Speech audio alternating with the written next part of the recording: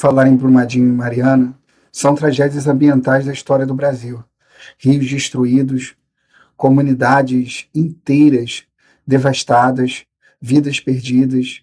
E sabe o que essas tragédias têm assim de incomum, além da destruição? Elas poderiam ter sido evitadas.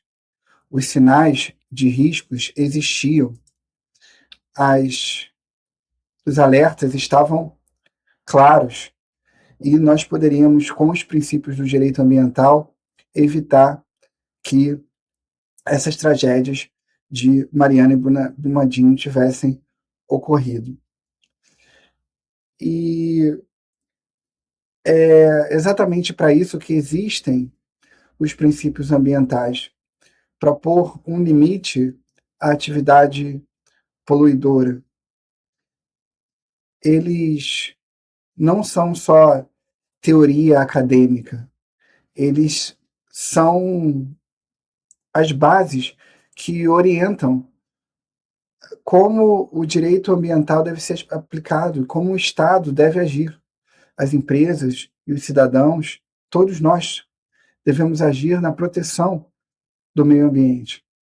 Essa orientação máxima é dada pelos princípios do direito ambiental.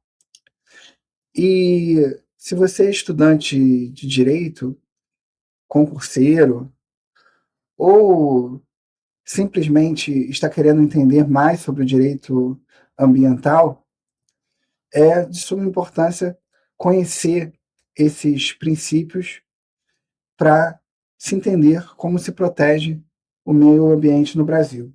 E esse vídeo é justamente para isso. Hoje eu vou apresentar 11 princípios do direito ambiental, todos os princípios que vão nos ajudar a compreender essa sistemática do direito ambiental, em que danos são tão irreversíveis, então é tão importante você perceber a melhor maneira de proteger o meio ambiente. Então, evitar que esses danos aconteçam é, sem sombra de dúvida, a melhor forma de agir. O direito ambiental brasileiro tem dois pilares fundamentais. O primeiro é a Política Nacional do Meio Ambiente, a Lei 6938 de 1981. Ela vai definir os princípios, objetivos, instrumentos e o CISNAM. Ela estrutura o sistema ambiental brasileiro e nos dá a orientação sobre os princípios. O segundo é o artigo 225 da Constituição da República Federativa do Brasil. Ele eleva o meio ambiente como direito fundamental, diz que todos têm direito ao meio ambiente ecologicamente equilibrado, que é, sem sombra de dúvidas, bem de uso comum do povo e essencial à sadia qualidade de vida.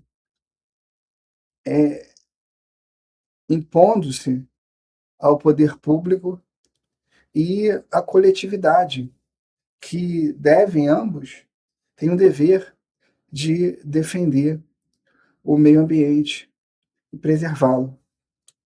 Então, o direito ao meio ambiente ecologicamente equilibrado, dever de preservá-lo para as presentes e futuras gerações.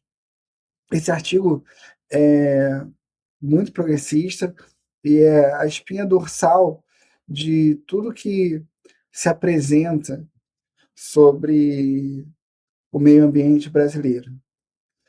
Agora, vamos para o nosso princípio de número 1, que é o direito ao meio ambiente ecologicamente equilibrado. ele é direito fundamental de todos, é um princípio, o bem de uso comum do povo é essencial à sadia qualidade de vida, está lá no caput do artigo 225 da Constituição, estabelece o meio ambiente como direito fundamental de terceira dimensão, direito difuso e transindividual.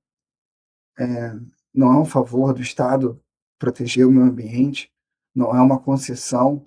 Na verdade, o Estado ele está obrigado a proteger esse meio ambiente como direito de todos.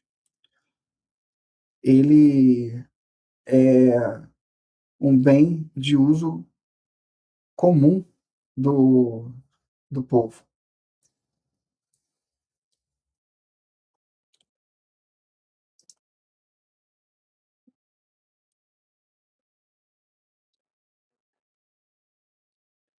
É dever do Estado e da coletividade preservar a biodiversidade. Isso tudo pertence a todos nós coletivamente. E cabe ao poder público e ao Estado e à coletividade preservar esse meio ambiente ecologicamente equilibrado. Não é uma opção do Estado, ele não tem a opção de proteger ou não. É uma obrigação constitucional prevista no progressista artigo 225. Agora vamos para o princípio de número 2, que é o princípio do desenvolvimento sustentável. Aqui vem uma tensão que você vai encontrar em toda a discussão ambiental sobre crescimento econômico de um lado versus preservação ambiental do outro. O princípio do desenvolvimento sustentável diz que essas duas coisas não precisam caminhar em lados opostos, não são inimigas. É possível crescer economicamente preservando o meio ambiente.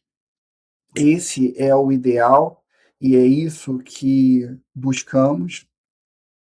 Nós devemos usar os recursos naturais de forma racional, pensando não só no presente, mas também nas futuras gerações, garantindo que esse desenvolvimento de hoje não afete, não comprometa a vida humana de amanhã.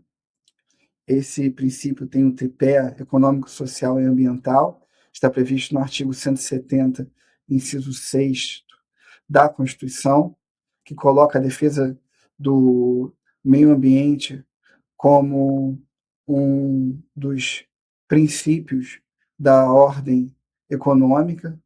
Então, para que você cumpra a ordem econômica, é necessário preservar o meio ambiente. A atividade econômica no Brasil deve ser exercida com respeito ao meio ambiente. Não é uma questão opcional, de novo, é um mandamento constitucional, crescer sem destruir. O princípio número 3 é o da prevenção.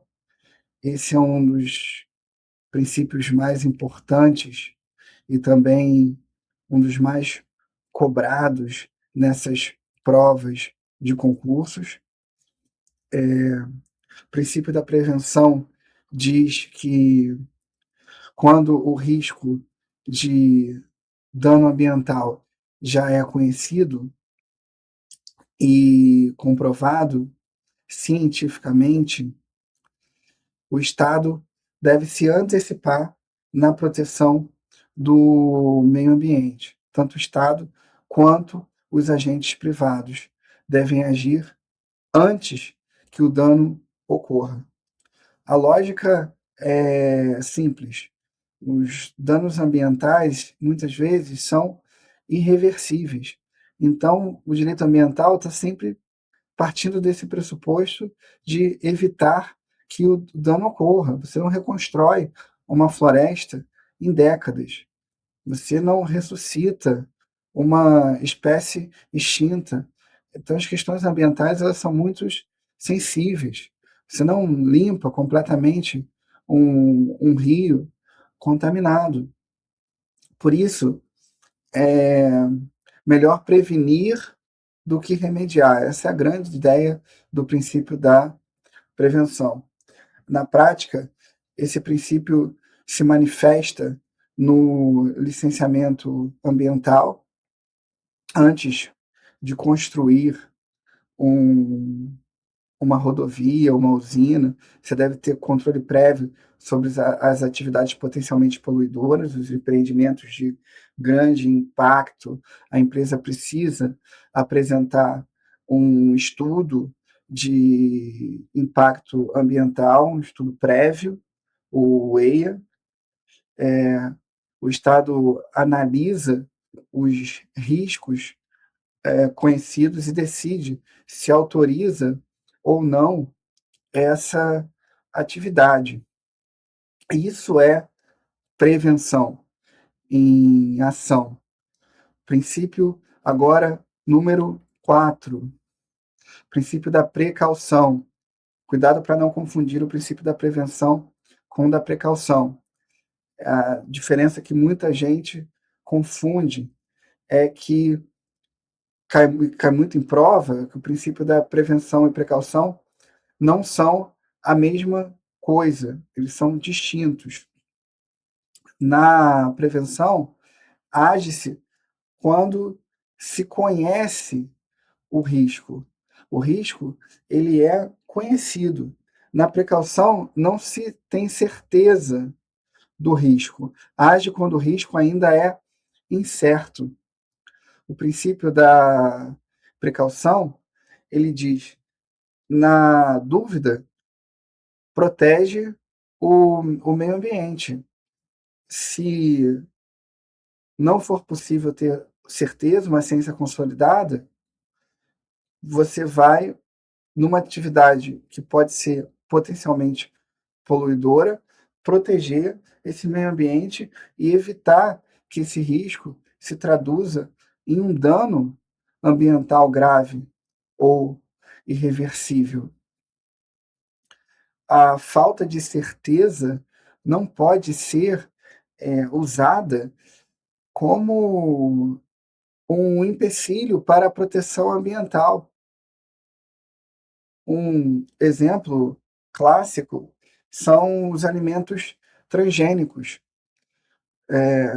Durante anos, havia incerteza científica sobre os impactos, os efeitos dos organismos geneticamente modificados no meio ambiente e na saúde humana.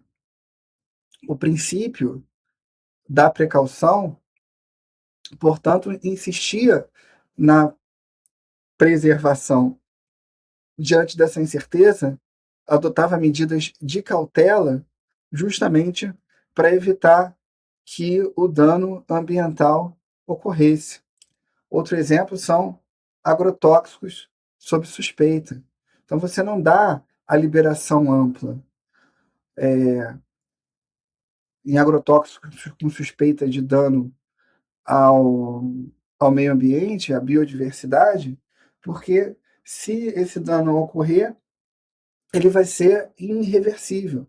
Então, mesmo sem a certeza absoluta, o princípio da precaução justifica restrições enquanto os estudos não são conclusivos. A diferença prática entre os dois princípios é que na prevenção lida-se com o risco certo, na precaução lida-se com um risco que ele é incerto. Agora vamos para o princípio número 5, princípio do poluidor pagador. Atenção, não é pagar para poluir. Esse é um dos princípios mais conhecidos e também um dos mais mal compreendidos. A gente nunca deve compreender que você paga para poluir. O princípio do poluidor-pagador não significa que esse poluidor pode pagar para poluir. Não é isso. Não é uma licença para a destruição do meio ambiente, mediante o pagamento. O que se diz é o seguinte: quem causa dano ambiental deve pagar por isso, arcar com os custos desse dano, com os custos de prevenção, reparação e repressão desse dano. A lógica econômica por trás é clara. Quando uma empresa polui um rio, ela está transferindo um custo para a sociedade. Então, esse custo deve ser internalizado pela empresa e não transferido para a sociedade. A comunidade que depende do rio paga o preço, não pode ser dessa forma. O Estado gasta recursos para tentar remediar os danos. Então, essa empresa deve arcar com os custos. A natureza sofre. O princípio do poluidor-pagador diz: esse custo deve ser internalizado por você, empresa, que não pode repassar isso para a sociedade. Quem lucra com a atividade que gera o dano deve pagar a conta. Não deve passar para o outro. Deve pagar a conta. Na prática, isso se manifesta em multas ambientais, então são sanções administrativas, obrigações de recuperação de áreas degradadas e a responsabilidade civil objetiva por danos ambientais. A responsabilidade por dano ambiental é objetiva, lembre-se sempre disso. Vamos para o próximo princípio, o princípio de número 6, que é o do protetor recebedor. Agora é o lado do incentivo positivo. Como a gente tem poluidor pagador, esse incentivo negativo, quem polui deve pagar, quem protege também deve receber, para a gente fomentar as pessoas a protegerem. O protetor recebedor diz que aqueles que preservam o meio ambiente, que mantêm florestas em pé, que protegem nascentes, que conservam biodiversidade, devem ser recompensados por isso. Porque ao preservar, eles estão prestando um serviço ambiental para toda a sociedade. Ele está agindo de acordo com a forma que o direito ambiental quer. E esse serviço tem valor econômico. Na prática, esse princípio ele se manifesta em programas de pagamento por serviços ambientais. O PSA remunera quem mantém ecossistemas funcionando. Então, pense na seguinte situação: agricultores e proprietários rurais que mantêm reservas legais e áreas de preservação permanente podem e devem receber compensações financeiras por isso. É uma lógica de incentivo positivo, em vez de só punir quem degrada, quem destrói, você também recompensa aquele que preserva.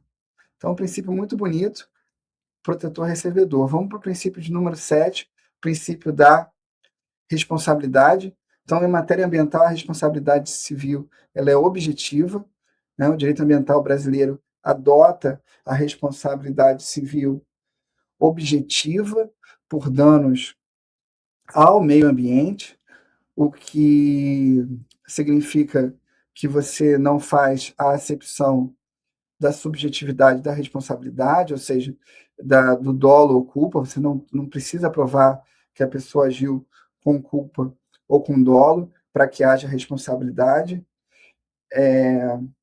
Precisa provar que ela errou, não mas na responsabilidade objetiva não precisa provar isso, basta provar o dano e o nexo causal. Se a sua atividade causou o dano, você responde, independentemente de culpa. Porque o direito ambiental adota essa lógica mais rígida. Por quê? Porque por causa da reversibilidade dos danos ambientais. É difícil de, de provar um dano ambiental e é difícil de você reparar. As causas também do dano ambiental são complexas, são difusas. Se exigíssemos prova de dolo ou culpa, muitos danos ambientais ficariam sem responsabilidade, ficariam impunes. Então, basta dano mais nexo causal, igual responsabilidade, independe de culpa. A empresa que derrama óleo no mar responde pelo dano, independentemente de dolo ou culpa. A mineradora que rompe a barragem responde pelo dano, independentemente se agiu com dolo ou com culpa. Não importa se houve negligência, se houve imprudência, se houve imperícia, não é essa situação que nós estamos tratando aqui, da necessidade de uma falha técnica, não há. Então, o princípio de número 8 da participação, direito da coletividade de participar das decisões ambientais. O direito ambiental não é só coisa do Estado e da empresa. O cidadão tem um papel fundamental na proteção do meio ambiente. Então, o princípio da participação diz que tem o direito de participar das decisões que afetam o meio ambiente. Na prática, isso se dá via audiências públicas, etapa essencial de licenciamentos de grande impacto, inclusive. Nos conselhos ambientais, no CONAMA, em órgãos estaduais com participação social. Então, antes de aprovar um grande empreendimento, o Estado ouve a população, ele é obrigado a ouvir as pessoas afetadas para que se dê uma democracia ao processo. Então, além das audiências públicas, como eu falei, também se manifesta nos conselhos do meio ambiente, nos comitês de bacia hidrográfica, tem gestão participativa dos recursos hídricos e em mecanismos de consulta a comunidades tradicionais, aquelas que vivem, né, naquela terra, tradicionais indígenas, antes de obras que vão afetar os seus próprios territórios. A ideia central é a democracia e que a proteção ambiental é responsabilidade de todos. É uma responsabilidade coletiva que diz respeito a todos nós, então todos temos que participar. E responsabilidade coletiva exige, evidentemente, essa participação coletiva.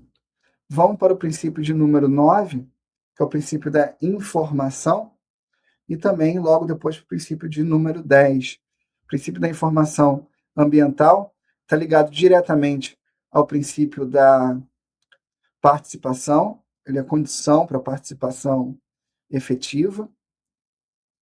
Diz esse princípio que o cidadão tem direito de acessar as informações ambientais.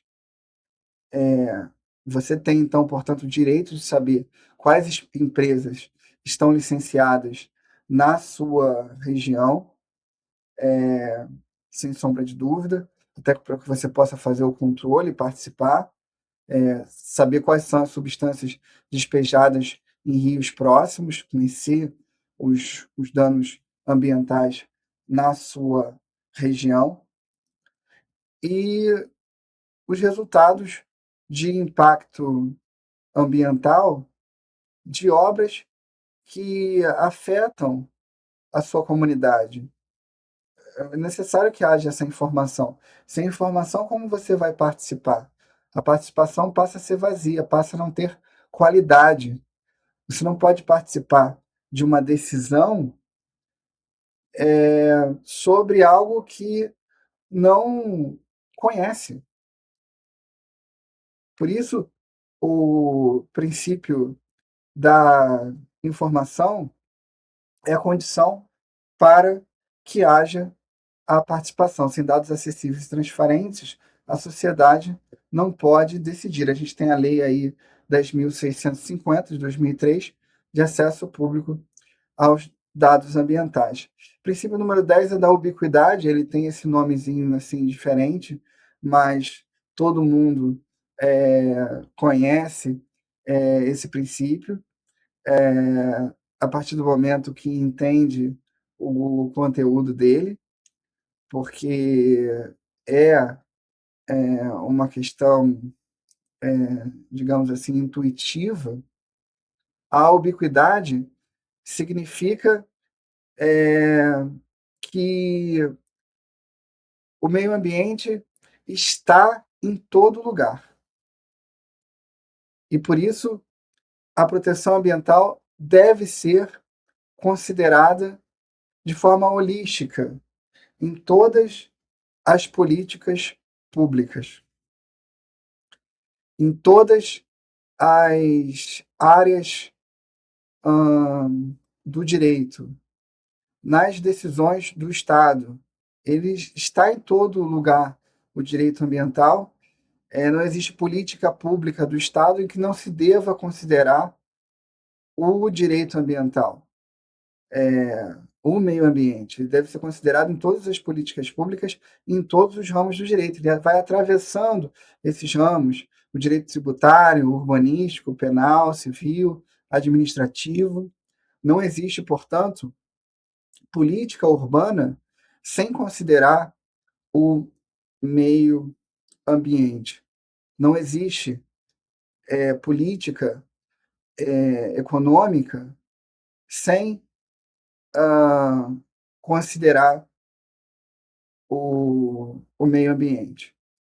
Ele está ali em todos os lugares e exige essa proteção holística, exige essa consideração dada em termos de ubiquidade. Então, esse foi o princípio número 10, que diz justamente que o meio ambiente permeia tudo. E vamos então para o princípio número 11, o último princípio da aula de hoje, que é o mais filosófico. Nós não somos donos do planeta, somos administradores temporários dele. Então, é um princípio que fecha o ciclo de todos os outros e diz que a responsabilidade sobre o dano ambiental, sua responsabilidade sobre o meio ambiente, é uma responsabilidade com as presentes e futuras gerações. Põe essa solidariedade intergeracional, essa necessidade no futuro. Ele está expresso no artigo 225 da Constituição, quando fala em preservar o meio ambiente para as presentes e futuras gerações. Por isso é tão importante os mais novos pensarem no meio ambiente. A ideia é poderosa, Nós não somos donos do meio ambiente. Nós somos pessoas que estamos aqui de modo temporário, pequenos administradores temporários de um planeta que vai ser dividido com as gerações futuras, de um patrimônio que pertence também às gerações futuras, que têm o direito de viver em um meio ambiente ecologicamente equilibrado. As decisões que tomamos hoje afetam o amanhã. As decisões de hoje vão afetar pessoas que ainda não existem. E essas pessoas, essa nova geração, tem que ter voz nas decisões de hoje. Nós temos que pensar quem não nasceu e também aqueles que nasceram e que são jovens, que devem participar da proteção do meio ambiente. Então, são os 11 princípios que nós vimos: meio ambiente equilibrado, desenvolvimento sustentável, prevenção, precaução, poluidor pagador, protetor recebedor,